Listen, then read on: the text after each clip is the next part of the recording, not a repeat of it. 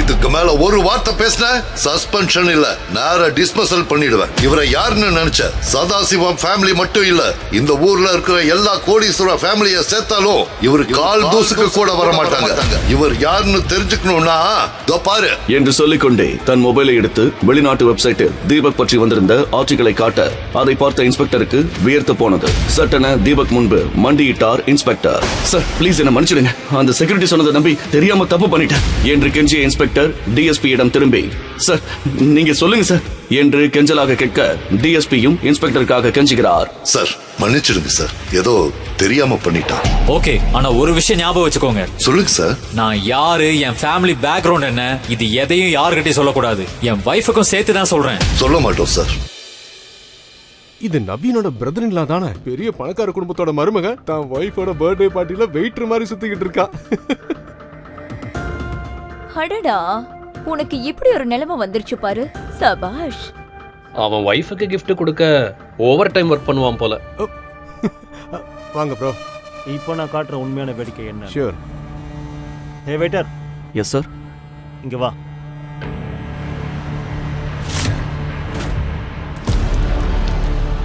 True அழுக்க. என்ன பார்க்குற? க்ளீன் பண்ணு. க்ளீன் பண்ணு.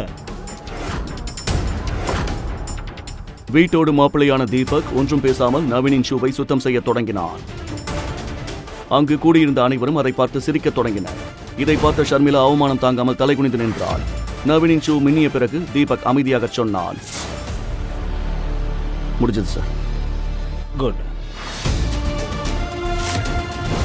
திருத்தணியின் மிக பெரும் பணக்கார குடும்பத்தைச் சேர்ந்த ஷர்மிளாவின் தாத்தா ஏதோ ஒரு மர்ம காரணத்துக்காக அவளை மிகவும் ஏழை மற்றும் ஆதரவற்றவனான தீபக்கிற்கு திருமணம் செய்து வைத்திருந்தார். ஷர்மிளா திருமணத்தை ஏற்றுக்கொண்டாள். ஆனால் மாமனார் வீட்டில் வீட்டோடு மாப்பிள்ளையாக வாழும் தீபக்கின் மரியாதை வீட்டின் வேலைக்காரர்களை விடவும் கேவலமாக இருந்தது.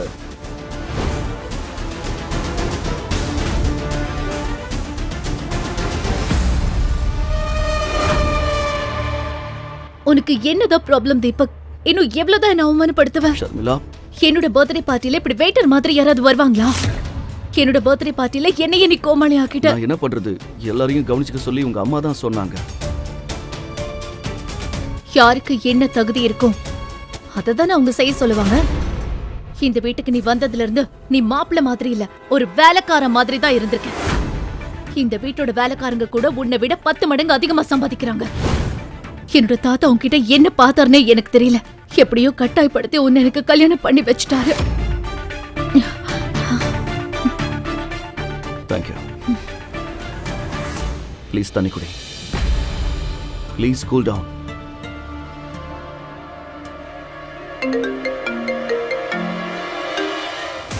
இதெல்லாம் நடந்து கொண்டிருந்த போதே தீபக்கிற்கு ஒரு அழைப்பு வந்தது. இத்தனை பிரச்சனைகளுக்கு நடுவிலும் அவனது முகத்தில் ஒருவித அமைதி நிலவியது. அவன் சாமர்த்தியமான முறையில் ஷர்மிளாவை சமாதானப்படுத்தி விட்டு எந்த சலசலப்பும் இன்றி அந்த பார்ட்டியை விட்டு வெளியேறினார். தீபக்கின் இந்த மாற்றத்தைக் கண்டு ஷர்மிளா ஆச்சரியத்தில் உறைந்தாள்.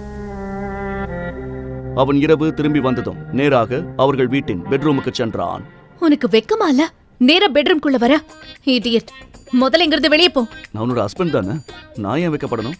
மத்தவங்களுக்கு ட்ரிங்க்ஸ் சர்வ் பண்ணும்போது நீயும் கொஞ்சம் குடிச்சிட்டியா என்ன? இங்க பாரு, உன்ன மாதிரி முட்டாள் எல்லாம் என்னோட ஹஸ்பண்டா இருக்க முடியாது. ஊருக்குள்ள வேணா நீ நானும் புருஷன் பொண்டாட்டியா இருக்கலாம், ஆனா அந்த ரூம்குள்ள இல்ல. சரி, இந்த ராத்திரியில எங்க போயிட்டு வர? ஆக்சுவலி நான் உனக்காக ஒரு gift கொண்டு வந்திருக்கேன். அதை பார்த்தா நீயே ஆச்சரியப்படுவ. ப்ளீஸ் எதுவும் வேண்டாம். நீ யூஸ்வலா கொடுக்கற அந்த பொட்டு சீப்பு இந்த மாதிரி தான் இருக்கும். இதுக்காக யார் கீழே வருவாங்க? ஒரு தடவை வந்து பாரு, நான் ஒரு ஸ்பெஷல் gift கொண்டு வந்திருக்கேன். அதை பார்த்தா நீ கண்டிப்பா ஆச்சரியப்படுவ. ப்ளீஸ் வா. தீபக்கின் பேச்சை கேட்டு ஷர்மிளா ஆச்சரியப்பட்டாள். ஷர்மிளா ப்ளீஸ் வா, உன்னோட gift ஒரு தடவை வந்து பாரு. வரேன் போ.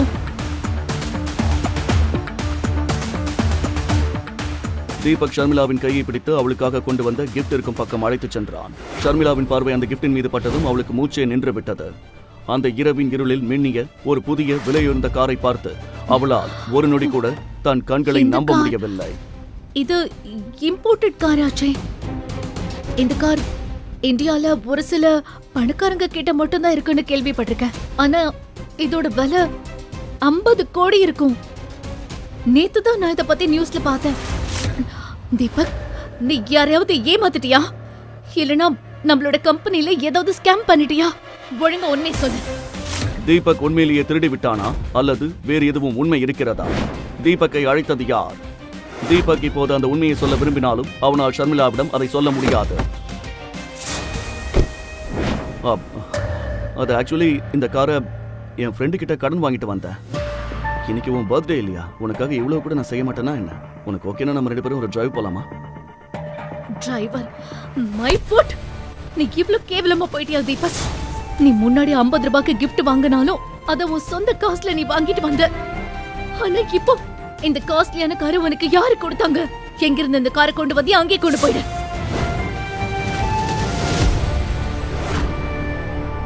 இதுதான் ஷர்மிளாவை அசிங்கப்படுத்துறதுக்கு ஒரு பர்ஃபெக்ட் சான்ஸ். இந்த சான்ஸ் எனக்கு தான், தீபக் இல்லை. உண்மையில் ஷர்மிளாவின் திருமணம் முடிந்த சில நாட்களிலேயே அவளது தாத்தா இறந்து விட்டார். சதாசிவம் குடும்பத்தின் தலைவர் அவளது பாட்டி காயத்ரி தேவி. பாட்டி தீபக்கை தங்கள் சதாசிவம் குடும்பத்திற்கே ஒரு களங்கம் என்று நினைத்தாள். தீபக்கை திருமணம் செய்ததால் ஷர்மிளா மீதும் அவளுக்கு கோபம் இருந்தது. இந்த வாய்ப்பை நவீன் மற்றும் கார்த்திகா பயன்படுத்திக் கொள்ள நினைத்தனர். நாளைக்கு மொத்த குடும்பத்துக்கு முன்னாடியும் ஷர்மிளாவோட மானம் கப்பல் ஏறப்போகுது. நாளைக்கு சந்தோஷமான நாள்.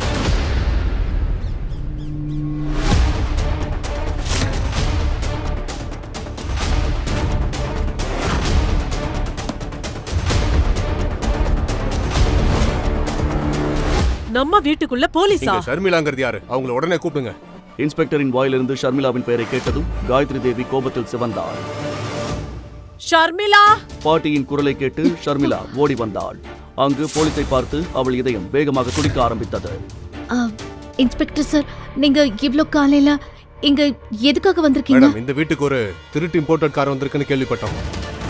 இதை கேட்டதும் இன்ஸ்பெக்டர் நேற்று இரவு தீபக் கொண்டு வந்த காரை பற்றி தான் பேசுகிறார் என்று ஷர்மிளா புரிந்து கொண்டாள்.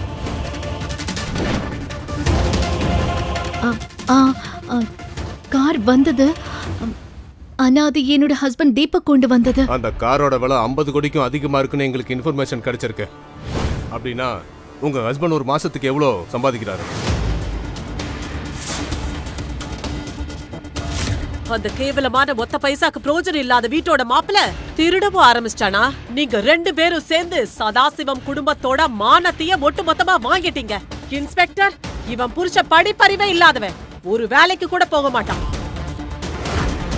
நீங்க சொல்றத வச்சு பார்த்தா இந்த வேலை இல்லாத முட்டாள் கிட்ட 50 கோடி ரூபாய் கார் எப்படி வந்தது? அது அவரோட ஃப்ரெண்டு கிட்ட இருந்து வாங்கிட்டு வந்தது. என்ன சொன்ன? கடனாவா? அப்படியே இருந்தாலும் இந்த உதவாக்கரையோட 50 கோடி ரூபாய்க்கு கார் வச்சிருக்கிற அளவுக்கு ஃப்ரெண்ட் யாரு? சரி, அப்படியே இருந்தாலும் இவ்ளோ காஸ்ட்லியான காரை யாராவது ஓசியில கொடுப்பாங்களா?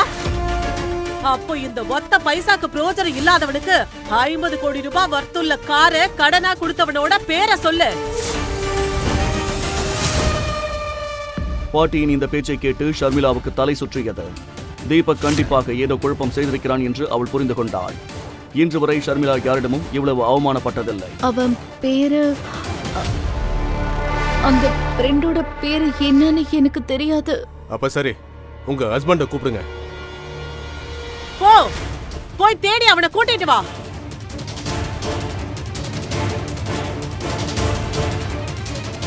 இதை பார்த்து ஷர்மிளா மிகவும் பதற்றம் அடைந்தாள். இங்கேயும் காண பாட்டிமா? இன்ஸ்பெக்டர் சார், எனக்கு என்னவோ இந்த புருஷன் பொண்டாட்டி 2 பேரும் சேர்ந்து தான் இந்த திருட்டு வேலையை செஞ்சிருக்காங்களோடு தோணுது. சதாசிவம் குடும்பத்தோட பேருக்கே இவ ஒரு பெரிய களங்கம். இன்ஸ்பெக்டர், இவளை கூட்டிட்டு போங்க. இவளோட பிச்சைக்கார புருஷன் இங்க வந்ததோ நானே அவனை கூட்டிட்டு ஸ்டேஷனுக்கு வரேன். கான்ஸ்டபிள், இவங்களை கூட்டிட்டு வாங்க. இல்ல பாட்டி, ப்ளீஸ் இன்ஸ்பெக்டர் சார், நான் சொல்றது கொஞ்சம் கேளுங்க. நான் எதுவுமே பண்ணல, நான் திருடி இல்ல. நீங்க எது சொல்றதா இருந்தாலும் ஸ்டேஷன்ல வந்து சொல்லுங்க. கூட்டிட்டு வாங்க. ப்ளீஸ் ப்ளீஸ் பாட்டி. ஷர்மிளாவின் இந்த நிலையை பார்த்து நவீனும் கார்த்திகாவும் சிரித்துக் கொண்டிருந்தனர். அவர்களின் முகத்தில் இருந்த சந்தோஷத்தை பார்த்து இதெல்லாம் அவர்கள் செய்த வேலைதான் என்று ஷர்மிளா புரிந்து கொண்டாள். ஆனால் அவர்களை விட தீபக் மீதுதான் அவளுக்கு கோபம் அதிகமாக வந்தது. மேம், தாத்தாவோட கண்டிஷன் என்னவா இருந்தாலும் சரி, இந்த ப்ராப்ளம் எல்லாம் சால்வ் ஆனதுக்கு அப்புறமா நான் தீபக்கு கண்டிப்பா டிவோர்ஸ் பண்ணிடுவேன். அப்போது ஒரு கான்ஸ்டபிள் தன் கம்ப்யூட்டரில் எதையோ பார்த்தார். அதை பார்த்து அவர் முகம் வெளிரி போனது. அவர் உடனடியாக இன்ஸ்பெக்டரிடம் ஓடிச் சென்று அவர் காதில் ஏதோ கிசுகிசுத்தார். இதை கேட்ட இன்ஸ்பெக்டர் வேகமாக கம்ப்யூட்டரை நோக்கி நடந்தார். கம்ப்யூட்டரில் அதை பார்த்ததும் அவருக்கு மயக்கமே வந்துவிட்டது. அட கடவுளே, நாம மாட்டிக்கிட்டோம். இது சேதுபதி அரச குடும்பத்தோட கார். இத மேலதிகாரிகளுக்கு இன்ஃபார்ம் பண்ணு. போ. நீ உன்னோட கடவுள்கிட்ட நல்லா வேண்டிக்க. சேதுபதி அரச குடும்பத்திற்கு அனைத்து இடங்களிலும் மிகுந்த மரியாதையும் செல்வாக்கும் இருந்தது. அவர்கள் பெயரை கேட்டதும் ஷர்மிளாவுக்கு வியர்த்து கொட்டியது. சேதுபதி குடும்பம் இது வரைக்கும் எந்த கம்ப்ளைண்ட்டும் கொடுக்கல. சதாசிவம் குடும்பத்துக்கு நேரம் சரியில்லைன்னு நினைக்கிறேன். அதே சமயம் தீபக் வீட்டிற்கு திரும்பிய போது ஷர்மிளா வீட்டில் இல்லாதது அவனுக்கு ஏதோ விசித்திரமாக தோன்றியது. இந்த ஷர்மிளா எங்க போயிட்டா? இன்னைக்கு நான் ஆபீஸ்ல டிராப் பண்ணவும் சொல்லல, போன் பண்ணாலும் எடுக்க மாட்டேங்கிறா. எங்க தான் போயிருப்பா? இந்த குழப்பத்திற்கு இடையில் நவீன் ஒரு வித்தியாசமான ஸ்டைலிலும் வினோதமான சிரிப்புடனும் அங்கு வந்தான். அவனது கண்கள் ஒரு வேட்டைக்காரன் தன் இலக்கை தெரிந்து கொண்டது போல நேராக தீபக் மீது நிலைத்திருந்தது. அட தீபக், என்னாச்சு? ஷர்மிளாவிய தேடிட்டு இருக்க, ஆனா அவ்வளவுதான் போலீஸ் பிடிச்சிட்டு போயிட்டாங்களே. போலீஸா?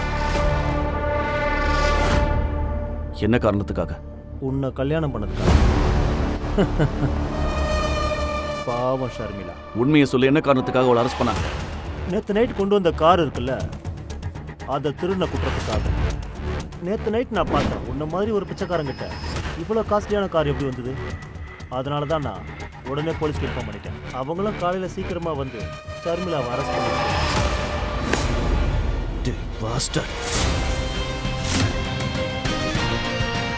நீ ரொம்ப பெரிய தப்பு பண்ணிட்ட. நீங்க எல்லாரும் என்ன கேவலப்படுத்துற வரைக்கும் நான் அமைதியா இருந்தேன். ஆனா என் ஒய்ஃபை சேர்ந்துனா நான் அதை பொறுத்துட்டு இருக்க மாட்டேன். பொறுத்திருந்து பாரு, நான் இந்த சதாசிவம் குடும்பத்தை என்ன பண்ண போறேன். திருட்டு பயலே,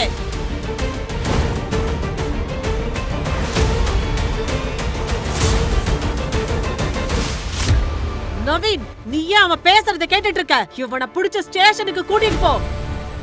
இவன் நம்ம குடும்பத்தையே ரொம்ப கேவலப்படுத்திட்டு இருக்கான். ஆமா, வாங்க எல்லாரும் வாங்க.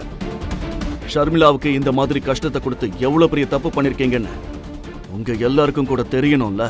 பாட்டி நவீன் மற்றும் கார்த்திகாவை அழைத்துக் கொண்டு போலீஸ் ஸ்டேஷனை நோக்கி சென்றார். அங்கே பல திடுக்கிடும் உண்மைகளும் அதிர்ச்சியும் அவர்களுக்காக காத்திருந்தன.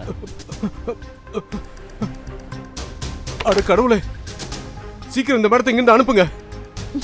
அட கடவுளே, அந்த அக்கா தம்பி அப்புறம் அந்த பாட்டியோட பேச்சை கேட்டு நாம இவ்வளவு பெரிய தப்பு பண்ணிட்டோமே. இப்ப சீஃப் மினிஸ்டர் சார் தான் போன் பண்ணாரு. ஷர்மிளா மேடம் அரெஸ்ட் பண்ணதுக்காக நம்ம எல்லாருமே சஸ்பெண்ட் பண்ணிட்டாங்க. ஷர்மிளா மேடம், எங்களை மன்னிச்சிருங்க மேடம். மேடம், நீங்க சீஃப் மினிஸ்டர் சார் கிட்ட பேசி எங்க வேலையை காப்பாத்துங்க மேடம். இல்லனா எங்க குடும்பம்லாம் நடுத்தருவுக்கு வந்துரும். மேடம், எங்களை மன்னிச்சிருங்க. இன்ஸ்பெக்டர் சார், ஆனா நான் எப்படி அதெல்லாம் பண்ண முடியும்? எனக்கு எந்த சீஃப் மினிஸ்டரையும் தெரியாது. இல்ல மேடம், உங்களுக்கு தெரியாம இருக்கலாம், ஆனா உங்க ஹஸ்பண்டுக்கு தெரியும். சீஃப் மினிஸ்டர் சாரே சொன்னாரு, இன்னைக்கு இந்த நிலைமையில இருக்கிறதுக்கு உங்க ஹஸ்பண்ட் தான் காரணம்னு அவர் சொன்னாரு. மேடம் மேடம், நாங்க பெரிய தப்பு பண்ணிட்டோம் மேடம். ப்ளீஸ் மன்னிச்சிருங்க மேடம். ப்ளீஸ், என்ன நானே அடிச்சுக்கிறேன் மேடம். எங்களை மன்னிச்சிருங்க மேடம். இதையெல்லாம் பேசிக் கொண்டிருக்கும் போதே நவீன் தீபக்குடன் ஸ்டேஷனுக்கு வந்து விட்டார். அவர்களுடன் பாட்டியும் இருந்தார். இங்க என்ன நடக்குது? அட இன்ஸ்பெக்டர், நான் அந்த திருட்டு மாப்பிளைய புடிச்சு வந்திருக்கேன், பாருங்க. இன்ஸ்பெக்டரின் பார்வை தீபக் மீது பட்டதும் அவர் திகைத்து போய் தீபக் முன் சென்று மண்டியிட்டார். சின்னையா நீங்களா?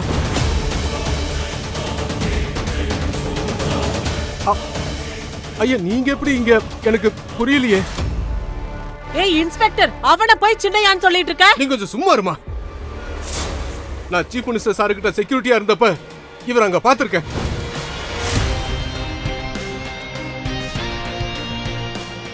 பிறகு இன்ஸ்பெக்டர் தீபக்கை பற்றி சொன்னதை கேட்டு அங்கிருந்த அனைவரும் திகைத்து போயினர். தீபக்கின் உண்மையான ரகசியத்தை கேட்டபோது முழு போலீஸ் ஸ்டேஷனின் மொத்த காட்சியுமே தலைகீழானது. ஒரு நொடியில் துப்பாக்கி சத்தம் கேட்ட இடத்தில் அனைவரும் தீபக்கின் காலில் விழுந்து கெஞ்சினர். இத்தனை வருஷங்களா இவ்ளோ பெரிய ஆளு சாதாரண ஆள் மாதிரி ஏன் வாழ்ந்தாரு? என் ஹஸ்பண்ட் ஒரு கோடீஸ்வரன்னு தெரியாம அவரை திருடன்னு சொல்லி அவமானப்படுத்திட்டேன்.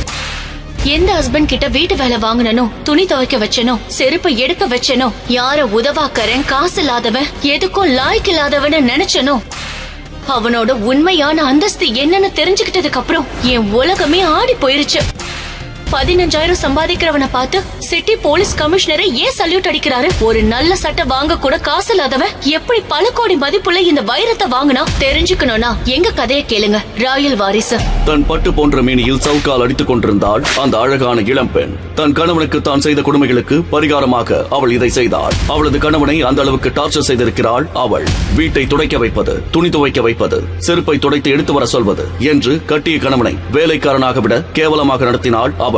ஆனால் அவன் ஒரு மாபெரும் சாம்ராஜ்யத்தின் ஒரே வாரிசு என்பது அப்போது அவளுக்கு தெரிந்திருக்கவில்லை. விலை மதிக்கவே முடியாத அபூர்வமான வைரத்தை ஒரே ஒரு போன் காலில் வாங்க முடிந்த அவனை பார்த்து உயர் அதிகாரிகளை சல்யூட் அடிக்கிறார்கள். அப்பேற்பட்டவன் அவள் காலடியில் அவளது அன்புக்காக ஏங்கி கிடக்கிறான். கையில் கிடைத்த பொருட்களை எல்லாம் தீபக் மீது வீசி அடிக்கிறாள் ஷர்மிளா. ஏய், என்ன பண்ற? எதுக்கு இப்படி வெறி பிடிச்ச மாதிரி நடந்துக்கிற? ஆமா, எனக்கு வெறிதான் பிடிச்சிருக்கு. இங்க பாரு, என் பாட்டி பர்த்டே பார்ட்டிக்கு 5 லட்சம் ரூபாய்க்கு gift வாங்கிட்டு வரலன்னு வை, உன்னை இந்த கத்தியாலேயே குத்தி துண்டு துண்டா வெட்டி நாய்க்கு போட்டுருவேன் என்று அவனை எச்சரித்தவள் தன் கையில் இருந்த கத்தியை அவன் மீது குறிப்பார்த்து வீசுகிறாள். நல்ல வேளையாக கத்தி தீபக் மீது படவில்லை. நீ கவலைப்படாத ஷர்மி, நான் என் தலையை அடமான வச்சாவது நீ கேட்ட மாதிரி காஸ்ட்லியான கிஃப்ட வாங்கிட்டு வரேன். I promise. Exactly. But miss ஆயிடுச்சுன்னு வை, இத அப்படியே உள்ள இறக்கிடுவேன். புரிஞ்சுதா? மிஸ் ஆகாதுமா. பெட்டர். கத்தியை அவன் கையில் திணித்துவிட்டு ஸ்டைலாக நடந்து போகிறாள் ஷர்மிளா.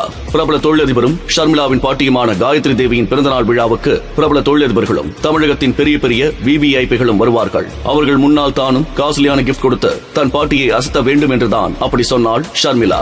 ஆனால் அவனது சொந்த திருமணத்திற்கே காரில் வர பணம் இல்லாமல் சைக்கிளில் வந்தவன் தான் தீபக். அன்று ஷர்மிளா தீபக் கல்யாணத்திற்கு வந்திருந்தவர்கள் இப்போதும் அதை சொல்லி கேலி செய்து கொண்டிருக்கிறார்கள். ஷர்மிளாவின் தாத்தா மட்டும் கட்டாயப்படுத்தவில்லை என்றால் இப்படி ஒருத்தனை ஷர்மிளா நிச்சயமாக திருமணம் செய்து கொண்டிருக்க மாட்டாள். அவனால் ஷர்மிளா சொன்னது போல 5 லட்சம் ரூபாய்க்கு கிஃப்ட் வாங்க முடியுமா? ஷர்மிளா கேட்ட 5 லட்சம் ரூபாய் கிஃப்டை பற்றி யோசித்தபடி சைக்கிளில் போய் கொண்டிருந்த தீபக்கை அங்கே வந்த போலீஸ் ஜீப் மடக்கி நிறுத்துகிறது. ஜீப்பில் இருந்து இறங்கிய போலீஸ் இன்ஸ்பெக்டர் தீபக்கை அரசு செய்யும்படி சொல்லுகிறார். கான்ஸ்டபிள், இந்த திருடன் அரஸ்ட் பண்ணுங்க. திருடனா? யார் திருடன்? நான் எதையும் திருடல, எனக்கு எதுவும் தெரியாது. அப்படியே தீபக்கின் வயிற்றில் ஓங்கி குத்துகிறார் இன்ஸ்பெக்டர். வலியில் துடிக்கிறான் தீபக். அப்போது போலீஸ் ஜீப்பில் இருந்து இறங்கி வருகிறான் ஜுவல்லரி ஷாப் செக்யூரிட்டி. சார், இவன் தான் சார் நான் சொன்ன திருடன். இவன் கண்டிப்பா திருடன் தான் சார். அன்று காலையில் காயத்ரி தேவிக்கு என்ன கிஃப்ட் வாங்கலாம் என்ற யோசனையுடன் அந்த நகை கடைக்கு போயிருந்தான் தீபக். கடையில் விலையுயர்ந்த தங்க மற்றும் வைர நகைகளை டிஸ்பிளேவில் வைத்திருந்தார்கள். அவைகளை பார்வையிட்டபடி நின்று கொண்டிருந்த தீபக்கை பின்னால் இருந்து எட்டி உதைத்தான் அந்த நகை கடை செக்யூரிட்டி. கீழே விழுந்த தீபக் அதிர்ச்சியுடன் நிமிர்ந்து பார்க்கிறான். ஏண்டா திருட்டு பையல, பட்ட பகல்லே திருடலான்னு பாத்தியா?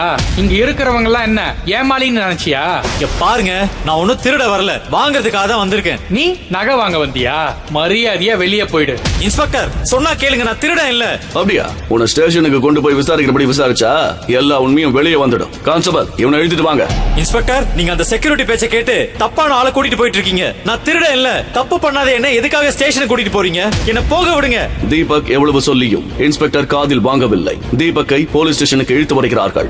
ஏன் இப்படி பண்றீங்க? என்ன பார்த்தா உங்களுக்கு திருட மாதிரி தெரியுதா? இன்ஸ்பெக்டர் சார், நான் சொல்றத கொஞ்சம் கேளுங்க.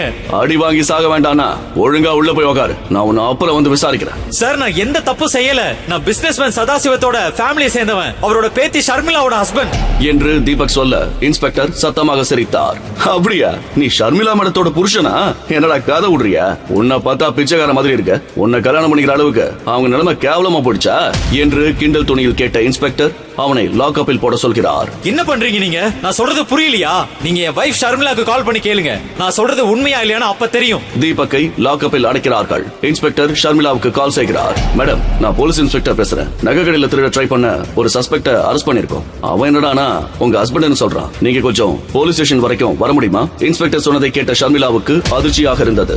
5 லட்சம் ரூபாய்க்கு கிஃப்ட் வாங்கி வர சொன்னதுக்காக தீபக் திருட்டு வரை போவான் என்று அவள் எதிர்பார்க்கவில்லை. திருட ட்ரை பண்ணானா? சாரி ஆபீசர், எந்த திருட்டு பயலுக்காகவும் நான் ஸ்டேஷனுக்கு எல்லாம் வர முடியாது. எனக்கு அப்படி எந்த ஹஸ்பண்டும் இல்ல என்று சொல்லி சட்டன போனை கட் செய்தாள் ஷர்மிளா. எல்லாம் தாத்தாவால.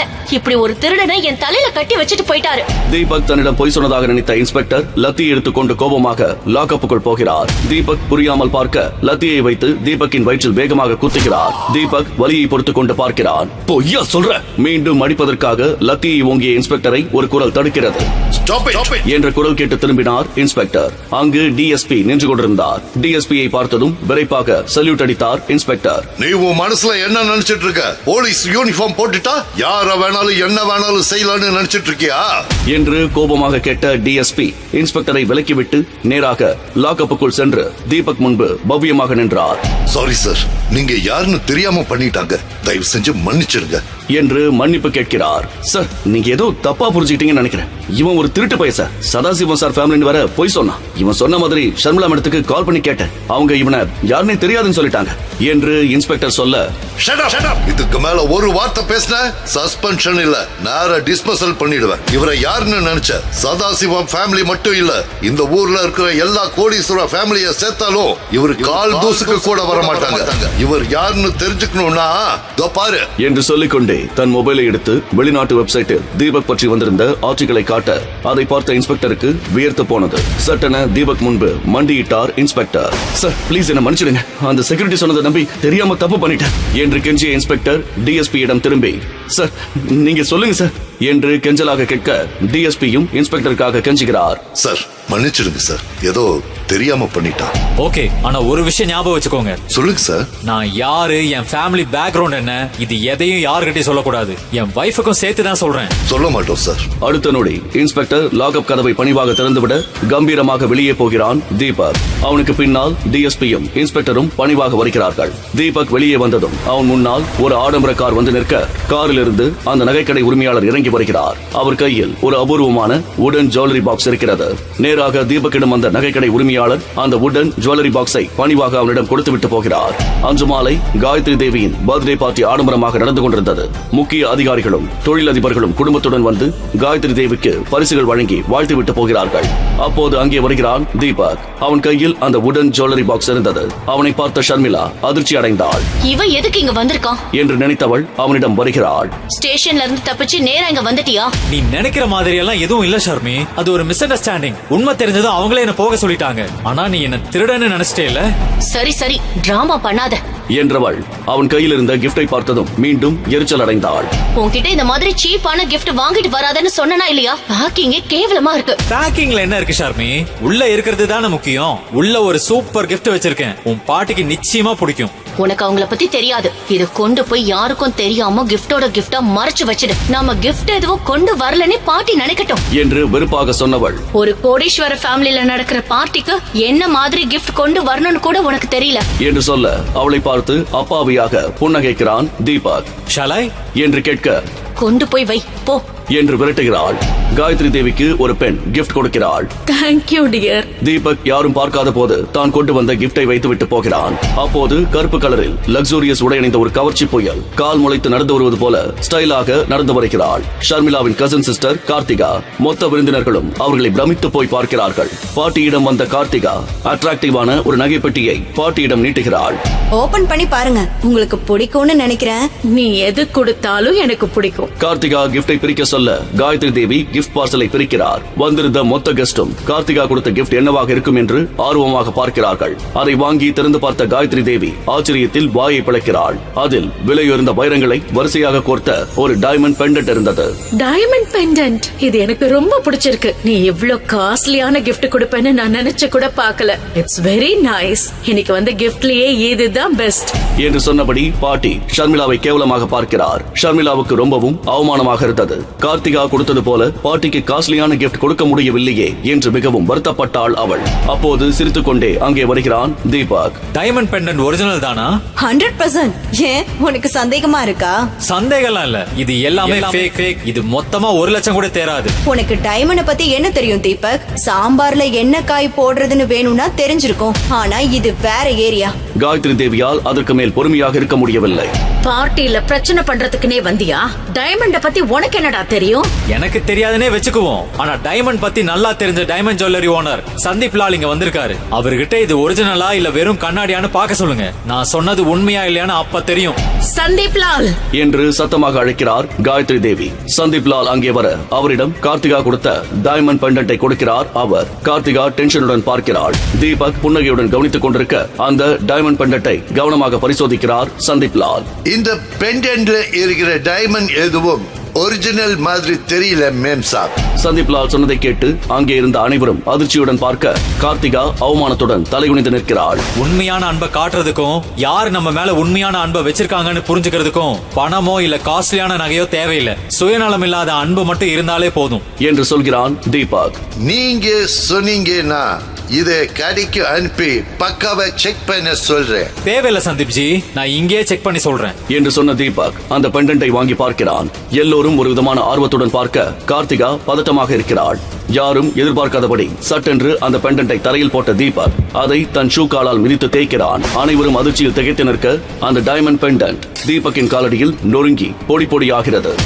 உங்க பெண்டன்ட் டைமண்ட் இல்ல, வெறும் கண்ணாடி. அதான் நொறுங்கிடுச்சு. அவமானத்தில் பேச முடியாமல் கார்த்திகா நிற்க ஆத்திரத்துடன் தீபக்கின் கணத்தில் ஓங்கி அறைகிறார் காயத்ரி தேவி. அந்த ஃபங்க்ஷனுக்கு வந்திருந்தவர்கள் அதிர்ச்சியுடன் பார்க்கிறார்கள். உனக்கு எவ்வளவு நெஞ்செழுத்தா இருந்தா என் பேத்தியை எல்லார் முன்னாடியே இப்படி அவமானப்படுத்துவேன்? எவ்வளவு பேசுறியே, நீ என்னடா கிஃப்ட் வாங்கிட்டு வந்திருக்க? எடு உன் கிஃப்டை எடு. உன் கேவலமான கிஃப்ட் என்னன்னு இங்க வந்திருக்கிற எல்லாரும் பார்க்கட்டும். தான் கொண்டு வந்த கிஃப்ட் பேக்கை எடுத்து காயத்ரி தேவியின் கையில் வைத்த தீபக் எல்லோரும் கேட்க சவால் விடுவது போல சொல்கிறான். எல்லாரும் நல்லா கேளுங்க, நீங்க எல்லாரும் மனுஷனை விட பணத்துக்கு தான் மதிப்பு கொடுப்பீங்கன்னு எனக்கு தெரியும். நீங்க யாரும் மனுஷனை மதிக்க மாட்டீங்க. ஒருத்தங்கிட்ட பணம் இருந்தா மட்டும் போதும், வேற எந்த குவாலிட்டி தேவையில்லை. அவனுக்கு கும்பிடு போட்டு கடவுளா கும்பிட ஆரம்பிச்சிருவீங்க. உங்க காயத்ரி தேவி அம்மையார் அந்த விஷயத்துல இன்னும் கொஞ்சம் மேல. அது தெரிஞ்சுதான் இன்னைக்கு இங்க வந்திருக்கிற எல்லாரும் என்ன கிஃப்ட் கொடுத்திருக்கீங்களோ அதெல்லாம் மொத்தமா சேர்த்தாலும் ஈடு வைக்க முடியாத அளவுக்கு ரொம்ப ரொம்ப காஸ்ட்லியான கிஃப்ட் கொடுத்திருக்கேன். அதை பிரிச்சு பார்த்தா நீங்க எல்லாம் கேவலமா நினைக்கிற இந்த தீபக் யாருன்னு தெரியும் என்றவன் ஆவேசத்துடன் அங்கிருந்து போகிறான். எல்லோரும் வாய் பேச முடியாமல் அதிர்ச்சியுடன் நிற்கிறார்கள். ஷர்மிளாவுக்கு தீபக்கின் இந்த ஆவேச முகம் புதிதாக இருந்தது. தீபக் என்று அழைத்தபடி அவன் பின்னால் போகிறாள். காயத்ரி தேவிக்கு அவன் இப்படி பேசுவான் என்று எதிர்பார்க்கவில்லை. தீபக் அப்படி என்ன பெரிய கிஃப்ட் கொடுத்திருக்க போகிறான் என்று நினைத்தவளாக அந்த கிஃப்டை பிரிக்கிறார் காயத்ரி தேவி. உள்ளே இருந்த பொருளை பார்த்த அவள் கண்கள் ஆச்சரியத்தில் விரிந்தன.